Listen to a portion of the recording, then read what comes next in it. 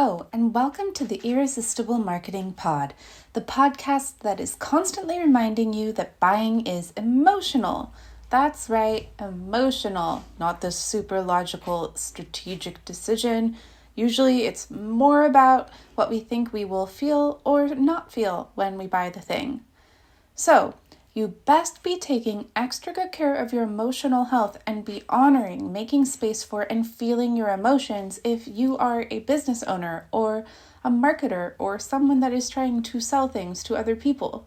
Because how are you going to get other people to feel stuff if you yourself don't feel stuff?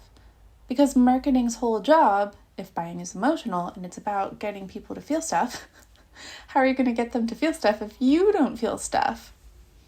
So, I know this will come as a shock to you, but I am Isa Gauchi, a quadruple Scorpio with a Cancer moon. So it's no wonder we talk a lot about the power of feelings on this here business podcast. And yes, it's the power of feelings. So as much as feelings can get in the way of us creating irresistible marketing when we're bogged down in depression and self-doubt and anxiety, as so often happens to my sensitive, marginalized, been crushed by the weight of the world babes for so long.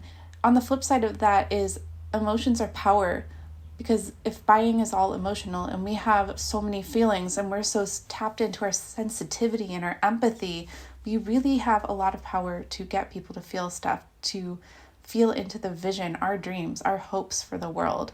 So when we don't drown in the feels, we can really turn them into something really powerful and world-changing and world-shaping. Anywho, I'm Isa Gauchi. I am your very own marketing confidence cheerleader and owner of the Isa Messaging digital marketing agency for small business baddies such as yourself. And speaking of emotional health, so that you can create irresistible marketing that gets your aligned clients to tap into all of the good feels, I have a really, really good guest for you all today. Lauren Peterson is a body relationship coach and dance movement therapist, a body Lorax, if you will, who speaks for the bodies. She specializes in working with movement professionals and healers, such as therapists, clinicians, and coaches, whose careers often require them to have a degree of separation from their bodies during the course of their work. She helps them build the tools to integrate back into their bodies and release vicarious trauma. Lauren loves to help badass helpers feel better in their own skin so they can keep doing their empathic work. Lauren is also a client of Season of Support, my signature 12-week one-on-one coaching program, and she knows firsthand the shadow work that marketing your life's work can bring to the surface. On today's episode, she will share some signals to help entrepreneurs catch when they are slipping into a trauma response when trying to market their business. And she will also share some simple somatic tools that they can use to bring their bodies back to a sense of safety. So, without further ado, ladies and gentlethems, may I present the fabulous Lauren Elise Peterson. Hello, Lauren. Welcome to the Irresistible Marketing Pod. Hello. Thank you so much for having me. Thank you so much for being here. Would you mind introducing yourself and your fabulous work to the good people? Sure. My name is Lauren Elise Peterson, and I like to call myself the body Lorax because I speak for the bodies in any kind of work that I do.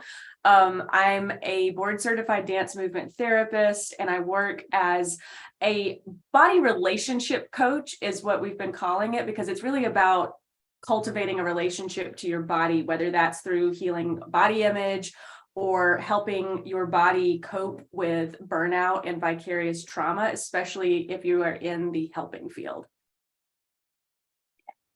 Awesome. Such great stuff in there.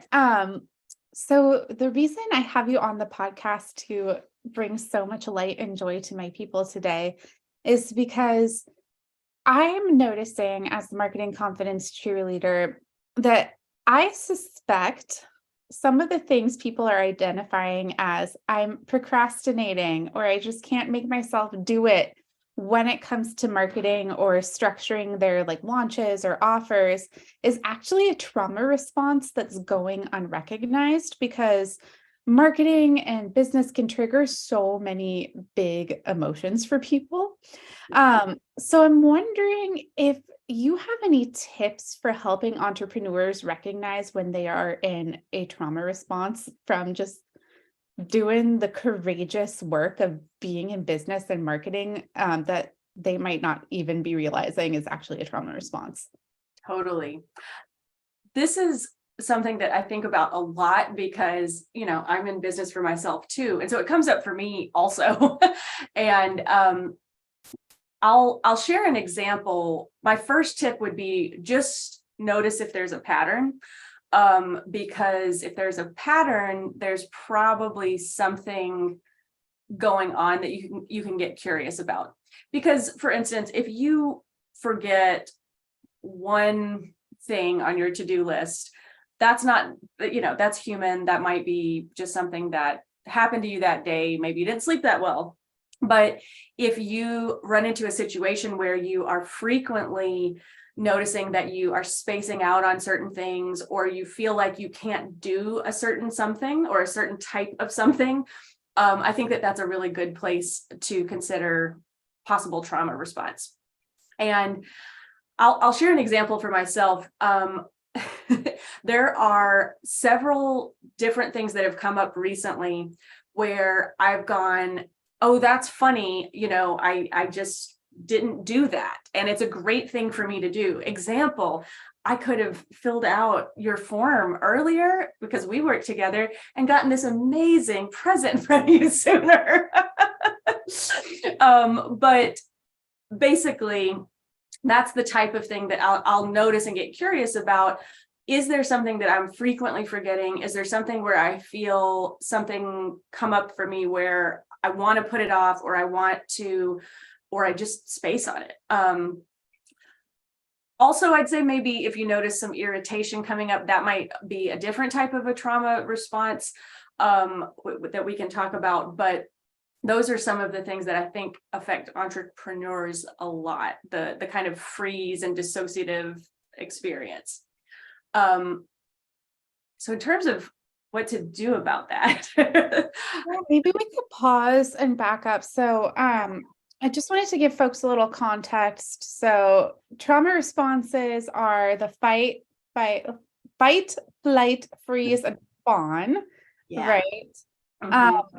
And so I think the ones we notice, or I think I'm noticing, and you can correct me if I'm wrong, most commonly when it comes to marketing and business are probably the freeze and the flight. So the freeze and just the like, I have no idea what to do, sort of shut down response. And then the flight, and would this be a flight is in, I notice that people are like, I'm going to just stay really busy, but doing stuff that doesn't really push the needle forward. I'm just going to like do a bunch of busy work, but like not do like the big picture or do the big thing, like put out, like actually tell people what I have for sale type of thing. Would that be considered flight? I think you could make a case for that because it's mobilized, which is typically going to feel different than, say, a freeze, which some people say is mobilized because there's a lot of tension, but you're not moving, which is different than totally shut down, but they're similar. And I'll just say, people who specialize in this, there's a bunch of different terms and there's a little bit of argument back and forth about what goes where. But I would say, yeah, flight, that would make sense to me, staying in motion, but not necessarily, as you said, pushing the needle forward or moving the needle forward. Yeah, exactly. Yeah, and then it's interesting that you mentioned the form. So just to give some folks some context. So Lauren is actually a fabulous participant in my season of support program, which is my one-on-one marketing confidence cheerleading program. And the form she is referencing is part of that program is I send you some snail mail presents throughout our journey together, but so that I can make these presents really designed specifically to like amp up your journey. I ask you some questions about like specifically your branding so that I can send you presents that are branded to your business. Like, so if you have your colors and your fonts and stuff worked out. Like you can, she was holding up, since you guys can't see the video, she's holding up a mug I sent her that has body Lorax in her colors and fonts. But it totally makes sense because I notice where especially the freeze shows up for a lot of people is when we start going into big picture about your brand. Like, what is your vision for your brand? What do you really want? And especially like when we have to make decisions, like what are your colors? What are your fonts? What's your name? Like, what's your mission? Like this stuff has people really going into an avoidance space a lot of the time. Yeah. Which is interesting. That was specifically your example, Lauren.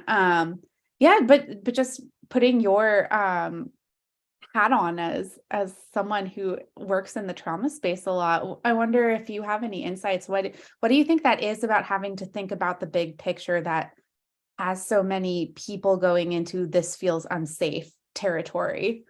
Gosh, that's such a great question and observation, because I think that's one of the places where I can hit freeze. And I think decision making in general can be really scary for a lot of people.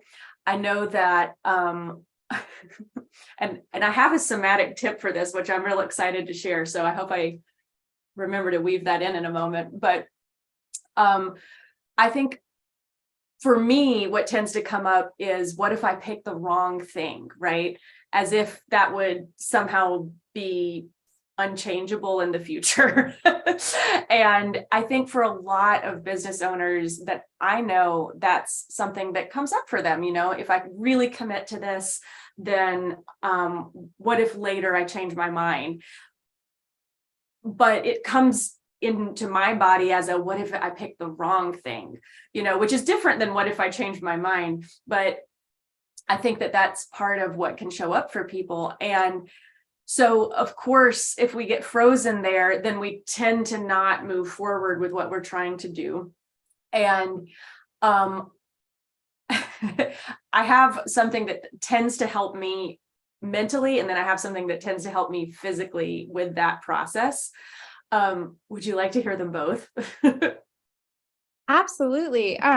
First, would you mind letting folks know, you mentioned you have a somatic tool for this. What is a somatic tool first, and then give us your example? Sure. So somatics basically refers to body-based practices. You can get more and more detailed about that, but when I'm talking about somatic tools, I'm talking about something that you can do with your body to be able to take care of your body, but also to potentially shift your state to be able to, say, maybe make some decisions or move out of a freeze response. Yeah. That's so cool. I remember we were working actually in a recent session about how to explain this. So somatic tools are like body-based tools to help you shift your emotional state, either to start feeling something you want to be feeling or to stop feeling something you would prefer not to be feeling. Is that correct? Yeah. Yeah. And I think sometimes we might also use them to feel that thing more deeply or to connect to it more. But for the way that I tend to work with myself as a business owner, it's often to shift my state a little bit. Yeah. So like ultimately the goal is never to just pretend we never get sad or to just like not ever feel pain or never feel afraid. But there are instances like you're a professional and you're like, I don't have 3 hours to process my grief right now. I just need to be able to shift out of it for now and be able to process my grief later after I like serve these clients. That would be an appropriate time to use that tool. Totally. Yeah. Okay. Gotcha. All right. So, you mentioned you have a somatic tool and a mental tool. So you're faced with having to make a decision, maybe put some boundaries around your vision for your business or your marketing, and your body is starting to have a reaction and it feels scary. And you're like, what if I choose wrong? And you're feeling yourself start to drift and start to want to ghost. What is the somatic tool for how you could bring yourself back to a state of calm and safety? One thing that you can do, which is really simple, is something that is cross-lateral, meaning crosses the midline of the body. And if you imagine that the midline is the line that's drawn from the top of your head all the way down through the nose and the center of your torso, all the way down to the space between your feet. So when you cross one side of the body over that middle of the body, it can be helpful for making different connections in your brain. And so when you feel stuck in indecision, a way that you can try to mobilize without maybe, trying to run a marathon would be to start with something that crosses the middle of the body. So right now, people can't see if you're on the podcast, but I'm reaching my right arm over to the left side of my body and then left arm over to the right. And there's a few different ways you could do this. You could give yourself a hug. You could bring right arm to left leg and tap side to side, then left arm to right leg. You could tap your arms in that crossed arm, like self-hug position. Many people call this the butterfly hug. There's a couple different variations, but this is a really simple way to do it, where you just are tapping back and forth. And the idea is that we're basically waking up both sides of the brain, the right brain, the left brain. And by doing that, we might help unstick some of the stuckness that can happen through the freeze response. Oh, that's so cool. Is part of it that, like, I'm curious about, so I just taught Marketing Witchery Week, and one of the days was on fear. And part of what we were exploring is how much like fear yanks you out of the present. Ooh, yeah. Just doing these tools with you, I was like, oh, like if I'm tapping on my arms or tapping on my legs, I'm like, I'm feeling right now. I feel my leg right now. I feel my arms right now. Is that part of it? Yes, I would say so. It's a way to give that tactile information. Here I am. This is what's happening right now. Also, rhythm is soothing to our brain. There's something about having that rhythm that creates organization for us. And simply having that rhythm can be very grounding for a lot of people. Yeah. Very cool. And what's your mental tool you mentioned? My mental tool.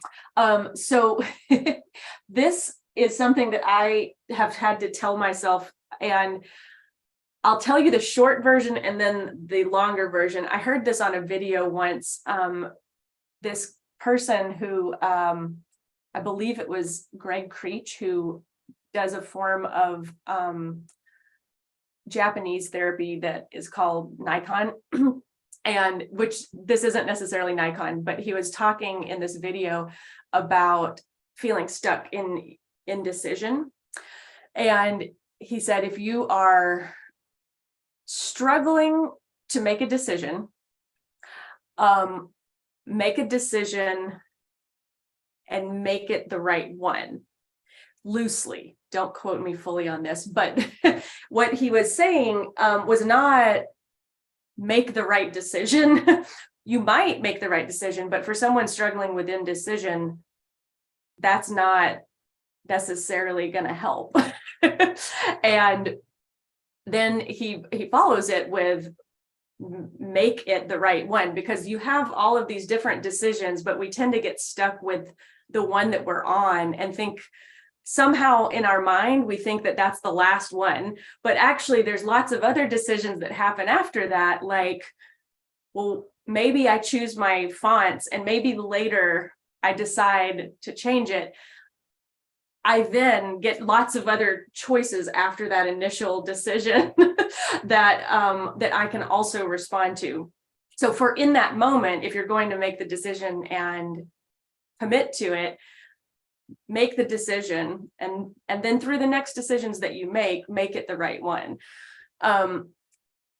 which helps me because when I'm in a freeze type moment, I forget that there's anything other than that, It's like, we'll still have decisions to make after that moment. So continue to make decisions that direct you in the direction that you're wanting to go. That's so interesting. I remember researching a piece I wrote about choice overload in website marketing, and about how there have been studies that after a certain amount of options, like it becomes a cognitively stressful task for people to make a decision. And so a lot of people just won't, or they'll like make a decision and then regret it because they'll be like, what if another one was the best option? So I love the idea of just like once you choose, just being like, I chose the decision. Option moving forward from here. Yeah. You know? Right. Yeah. And, it's, as someone who has struggled with indecision, I totally understand how that's a simple thought process, and it may not feel simple in your body, but doing something keeps you moving, and you may find out things down the road that you want to change or do differently, but you won't know if you are still waffling back and forth. And if you are at this part is what helped me so much, is if I'm having to make a decision, then it means it wasn't obvious in the first place. And there's probably pros and cons to both. So Yeah, and totally remembering it, like that it's not the last time you ever get to make a decision. Like you can make decisions right. for that decision. Yeah. Yeah, okay, so I just want to tie a bow on this for listeners. So you said cross lateral movement. So crossing the midline of your body is a great somatic or body-based tool for getting you unstuck from a freeze mode. And just to tie this back to the business marketing context, where a few scenarios where I see a lot of clients going into this state is around rejection sensitivity. So my launch didn't go as well as I thought, or I don't have as big a following as I thought I would right now, or not enough people liked my post, or money fear is a big one. I see a lot of people really going into shutdown when they start worrying about money. So if you find yourself going into freeze or starting to spiral, is spiral a freeze, by the way? Like if you're having an anxiety spiral, would this be a good time? Yeah, I would say so, because typically the people that I think of as spiraling, often that's internal, right? It might be external if you're verbalizing it to someone, but a lot of the time an internal experience where your body is kind of frozen and you're having that internal spiral. Yeah. Okay, so you have a tool now. So if you find yourself stuck in any of these kind of feelings that have you wanting to shut down, try cross lateral movement, and also just try making a decision. And remember, it's not your last decision. You get to make decisions after that decision, but just a decision to move forward. Yeah. So I'm wondering also for the folks, so maybe they have a different reaction. So if they're freaked out about rejection sensitivity to marketing, or they're freaked out about money, and their response is, I'm going to do a bunch of busy work, but just not tell anybody I have something for sale. I'm just going to do a bunch of like Canva graphics. And they're just staying busy, and maybe they're like not doing the self-care stuff, or not facing the work they actually need to do to make the money or move the business forward. Do you have a somatic tool for folks that do go into a flight response for this kind of thing? Yeah. So I think what comes up for me is breathing, which can look like a couple of different things.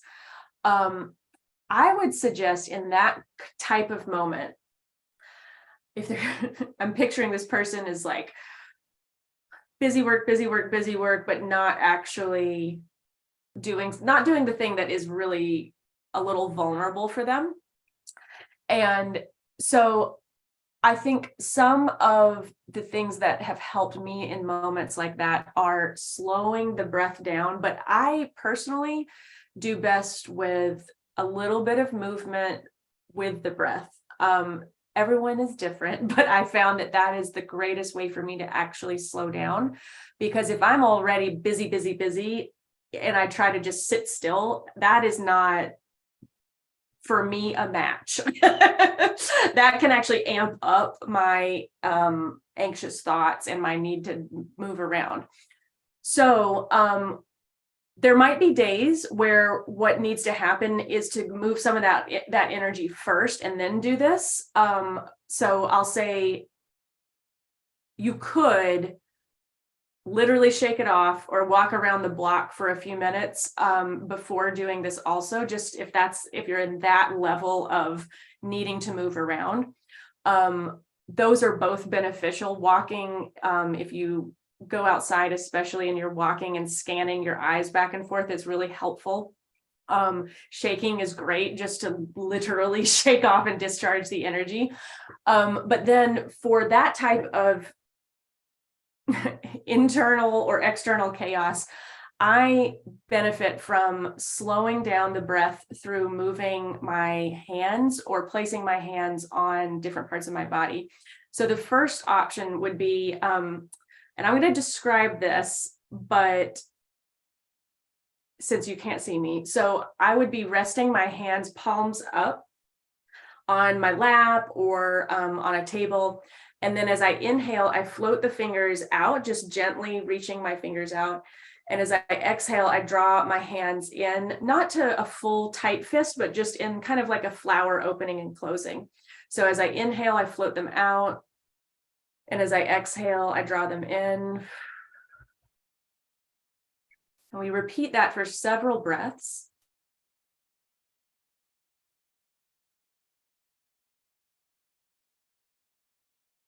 And by doing that, I find that it allows the need for some movement, but I'm connecting it to my breath, which is a really different way of moving and kind of getting back into the body instead of moving for the sake of disconnecting from my body.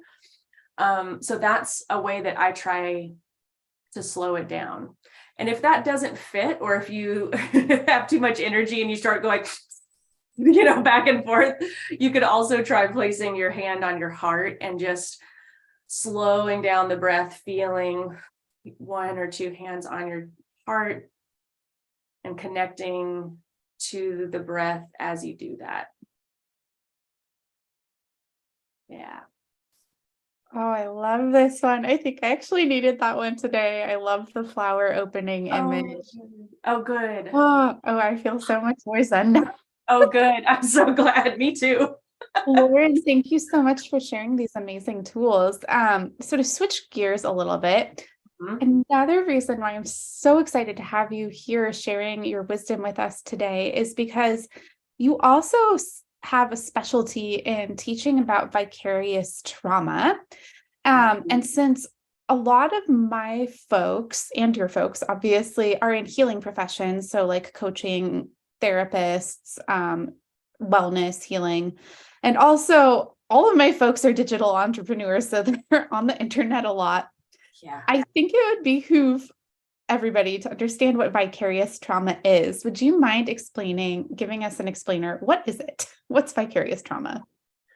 I will. So vicarious trauma basically, and I'll get into some differences in a moment, but the overall is when a person feels the impact of other people's traumas in their bodies, basically. And this, when I was making my course about basically healing from burnout and vicarious trauma for helpers, one of the things that I found a distinction about is that some people distinguish secondary trauma and vicarious trauma.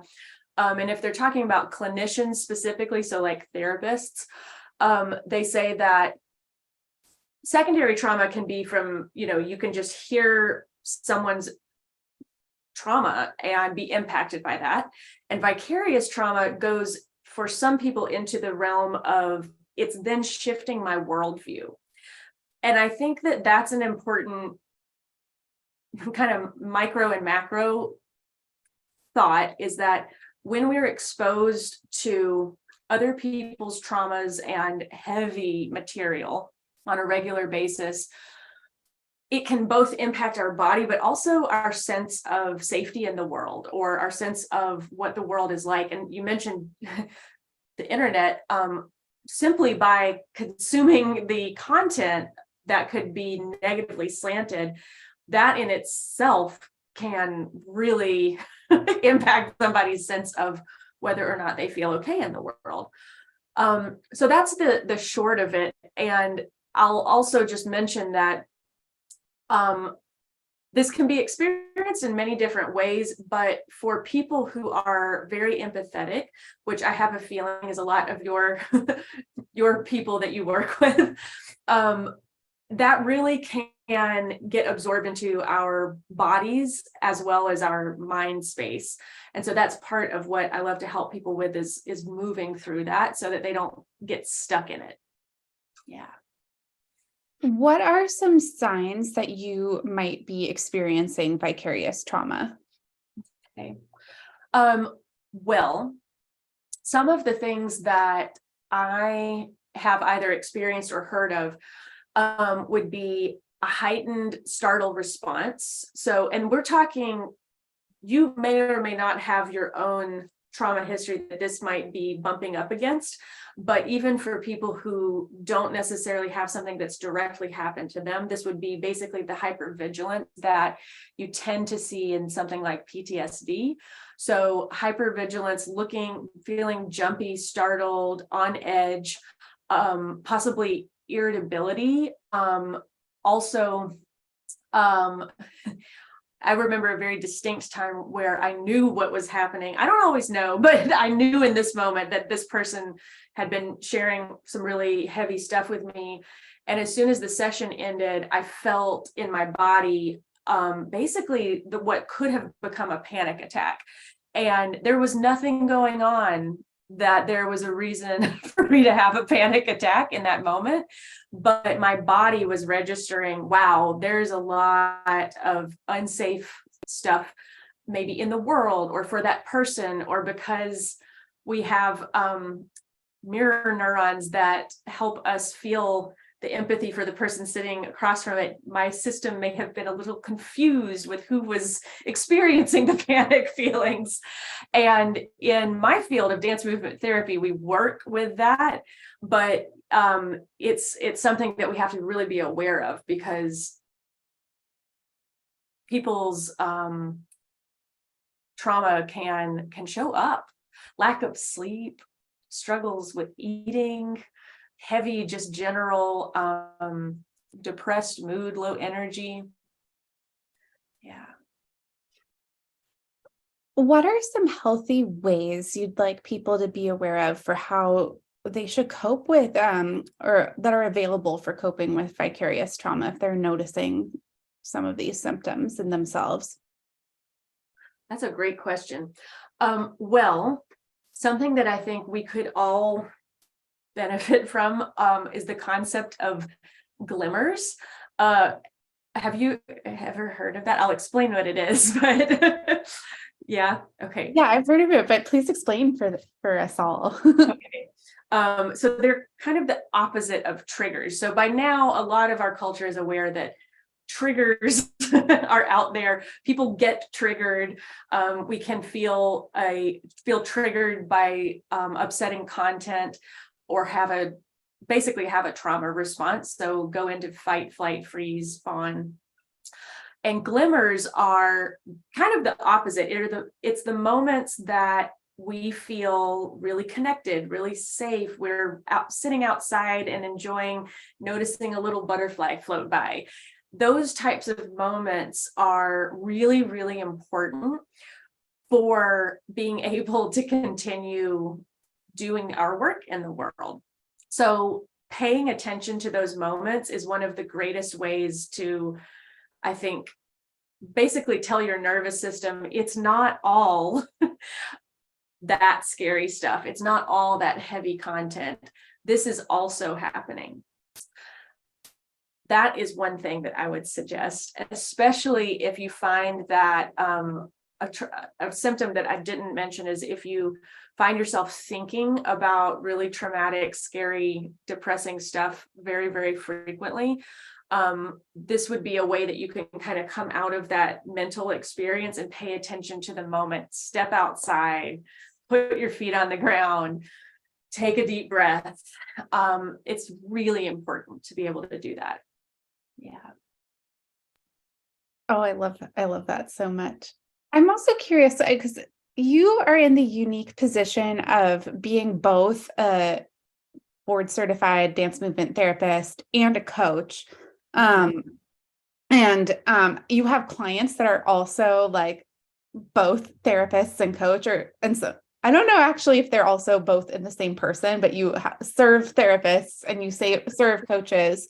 And we've talked that there's kind of an institutional difference where for therapists, there's kind of like an institutional setup where there are like mentors and people to talk to so that there's like checks and balances in the system for how to process vicarious trauma, where it's a little more Wild West in the coaching industry.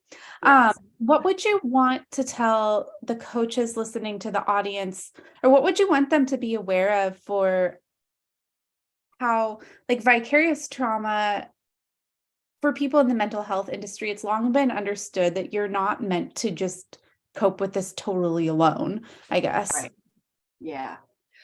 Yeah, we have structures in place. I will say they have their issues sometimes, but the structures are set up to where you should have supervision. You should have someone to be able to talk to if you notice that you're really impacted by a certain client more so than other people.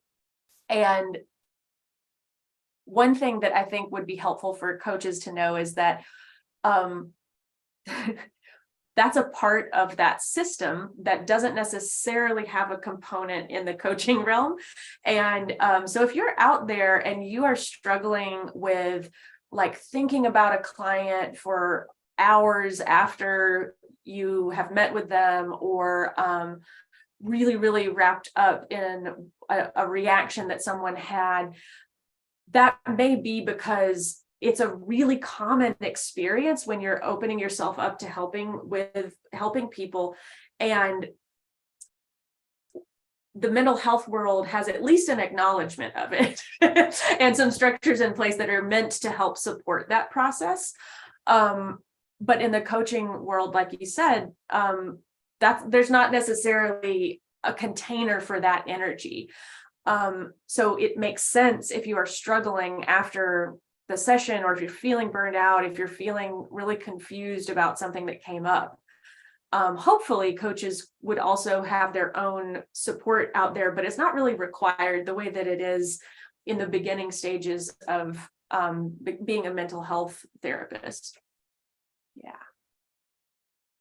That totally makes sense. I think I'm also curious for your thoughts on this. I think whenever there's something horrible in the news, or particularly if it affects the industry you're in and it's all over your feed, is that a ripe time when you could be experiencing vicarious trauma, like simply by your digital spaces that you are in as well?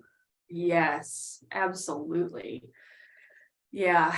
And I think that would be one of the times where, even though it's almost hard to do, but if you can step away, take a break from your feed, maybe actually feed yourself, like feed your body, put something nourishing in, that would be a really great time to be able to give yourself that restoration that is hard to do when all you're seeing reinforces these scary or depressing aspects of life.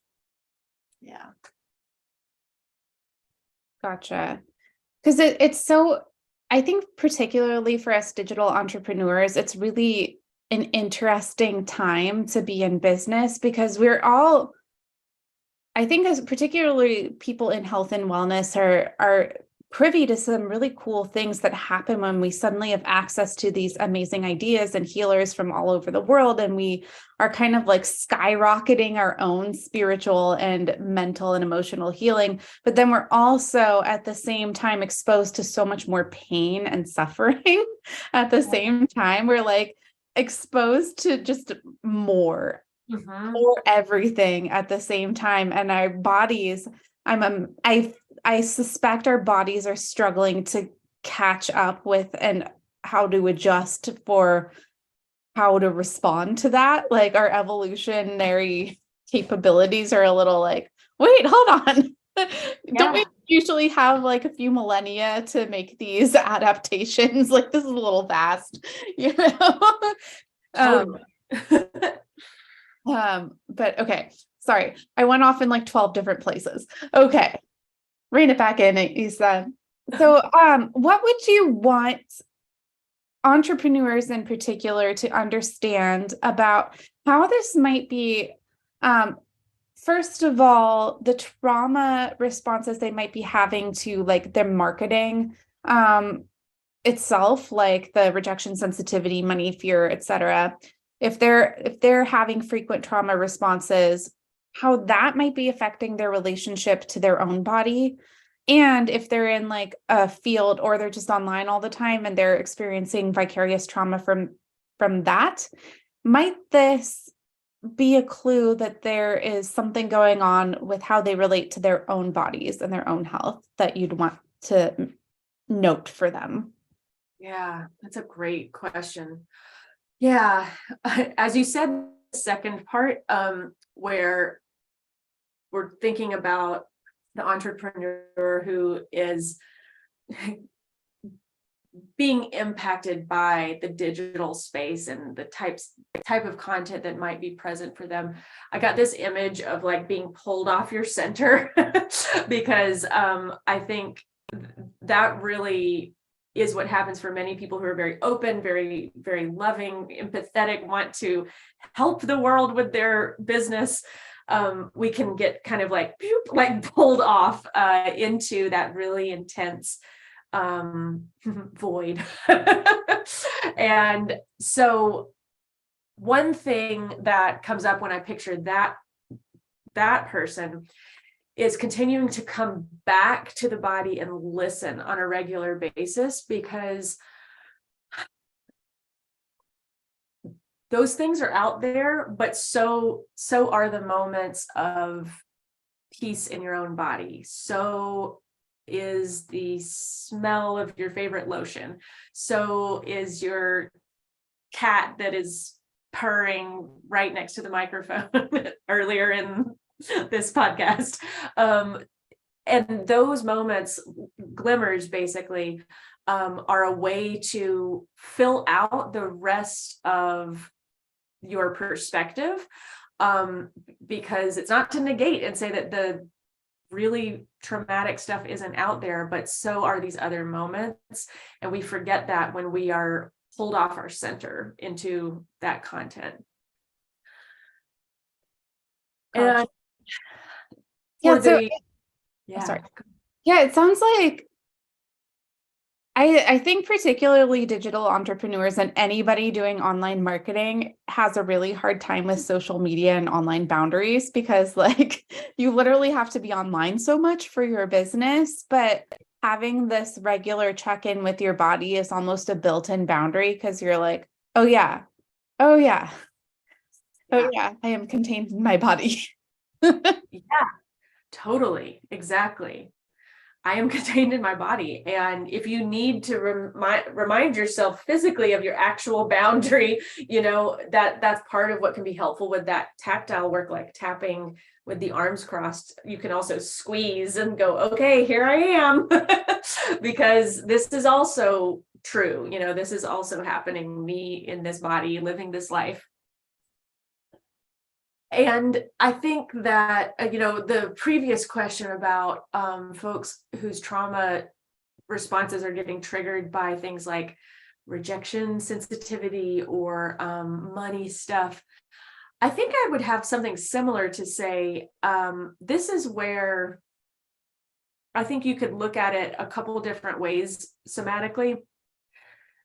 You could lean into that for a moment, not to be consumed by it, but just to be kind and listen to your body response. Like, oh, wow, you are really scared right now to go out there and talk about this thing because, you feel like you might get something wrong, like, yeah, that makes sense. It's okay. And just really listening to those body responses. Um, and that's part of what I try to do for myself is take moments to be present, but then when it's time to shift gears and say, make a reel, or do something for the business, then I have some tools in place to try to help me shift out of that space where I'm like, wow, I'm feeling really scared or sad or bummed out about this. And I have some tools to help me shift into a different headspace, which for me is often dancing to pop music. Like that's my go-to. Yeah. Oh, yeah, I love that so much. Yeah. Well, I'm also would love for you as someone who has such a vast knowledge of body-based and mental health tools, and is literally a therapist, coach, and entrepreneur yourself. I know that you personally also invest in support, emotional support, and mental health support for yourself and business coaching for yourself. Would you mind letting the people know, like, why it was, however much you're comfortable sharing, why it was important to you, even though have all the information to do this for yourself, why it's meaningful to you to invest in your own therapists and your own coaches, and like how this helps you professionally as well? Sure. It's actually, I didn't plan this, I promise, but it really is about my ability to not go into too much vicarious trauma. And part of that is because when I first got my most intense full-time job as a therapist, I was in a major life transition and happened to be a really rough time in the world politically. Not like it hasn't been for a little bit, but it was a really jarring year. And so I found myself in this really intense job that I had wanted so badly, working with really intense trauma. And my schedule was really full. And at that time, I felt like the way to handle that was just to work, because I had to learn the ropes. I had to be there for my clients. And what fell away was my own support. And I felt it. And I couldn't figure out how to schedule my own therapy. I couldn't figure out, at that time, online coaching wasn't as prevalent, but I was having a hard time building in my own support system. And I really felt it. And that was the time period that I noticed the most impact on my body. So I know for me as a body-based therapist and coach specifically, if my body's unhappy, my work is not going well, and I need to take care of my body, not only for me, but also for my clients, because I do my best work when I'm a well-functioning body. Which is why I continue to invest, even though it's sometimes uncomfortable, or sometimes means moving some things around, but it always helps me do my work better. And it also helps me get out of my own way because, for instance, working with you, I don't even know the things that are and aren't common knowledge for people because I'm so in my own field. So even just being able to talk to someone about what is common knowledge has been very transformative. It helps me go, oh, I do have things to share. Oh, there is someone out there that could be helped by this information. Yeah. Yeah, thank you for sharing that. I think like for From conversations I've had, there's like a lot of entrepreneurs that are in helping fields that are worried that like really want this emotional support, but they're like worried that if they admit to themselves that they need this kind of help and support and like this kind of investment and this kind of time commitment in this help, that it's like admitting something like, I don't know, something about them as a helper. But like if helpers need help, your therapists have therapists, your coaches have coaches, your mentors have mentors. Like nothing's gone wrong. Like nothing has gone wrong at all if you need support. Like we are a social species. And even stuff with like inner work and shadow work and stuff, a lot of the stuff that has to happen personally and internally, it like sometimes we need like love and nurturing and guidance and community support to get to the place where we feel strong enough to go into our own inner depths. Does that make sense? Totally. Exactly. Someone shared also to me, this helps me get over my own blocks if I'm hesitant. They're like, Oprah has like 4 coaches. Like, yes, she's Oprah, but she has like 4 coaches. So, it's okay to get support. Then you can do more things. Yeah, I think like both of us, I think in different ways, like our ideal clients have often been like considered the strong one. And so like the strong one is like not used to like having a place where they can just like go melt down, but like everyone needs a place where they can go melt down. Even when they have to like go be the strong one for other people, for sure.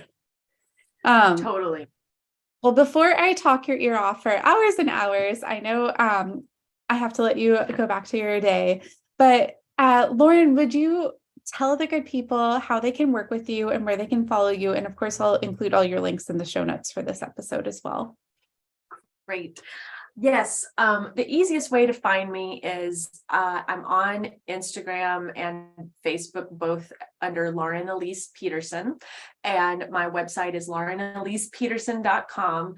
And one of the things that I have going right now, depending on when this goes out, are some SOS summer help sessions. So if someone is interested in this work, but less somehow more hesitant about investing in a longer container, I have an offer right now where you can come and sample what it feels like to work with me, and I would love to support you. Yeah. Yay. And who should come check that out? Who's your ideal client for that?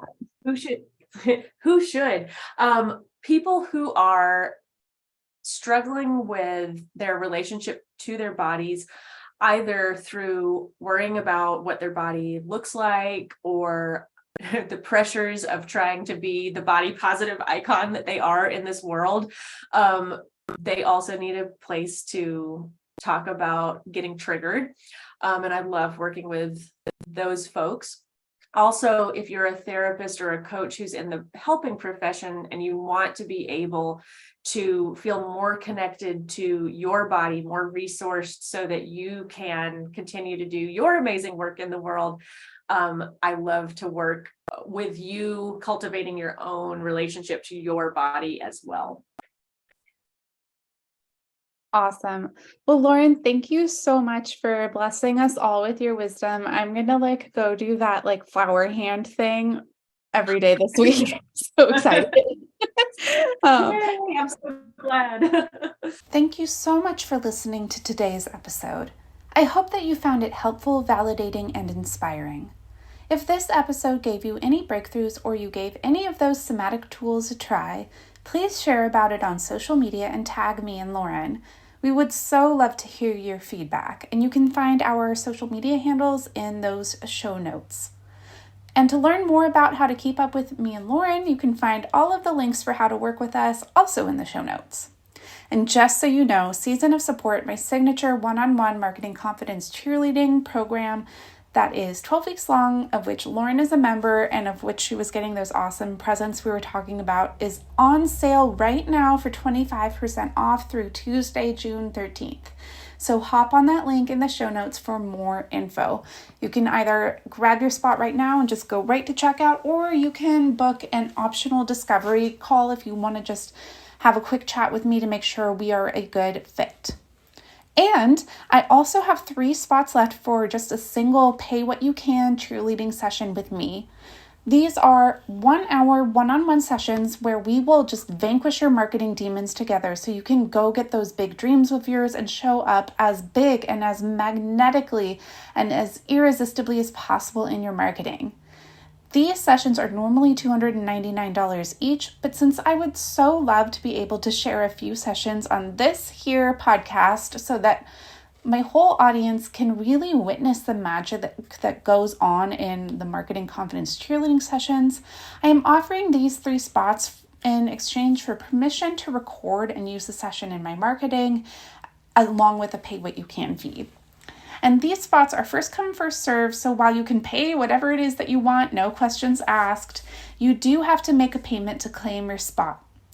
Info for that is also in the show notes, so hurry up before they're all claims if you want one of those to be yours. All right, loves, have a great rest of your day. Bye-bye.